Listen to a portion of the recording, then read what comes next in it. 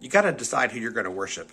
This kind of thing happened several times to the Israelites in the course of their history, but in 1 Kings chapter 18, Elijah said this to the people of Israel. How long will you waver between two opinions? If the Lord is God, follow him, but if Baal, follow him. But the people didn't answer him a word.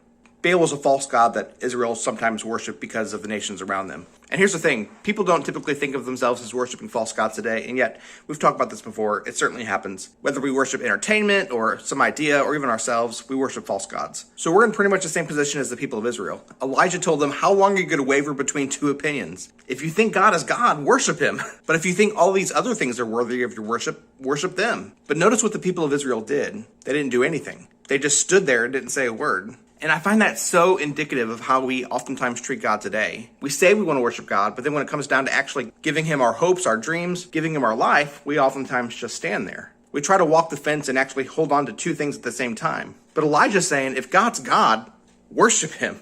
He's worthy of all your worship. If you truly believe that Jesus is your Savior, stop acting like he's not your Lord. And obviously we can never get this perfect, and yet we need to strive. We need to realize that God is worthy of all worship and give him our lives. Start giving up all these things that don't matter. Set your mind to worship God only.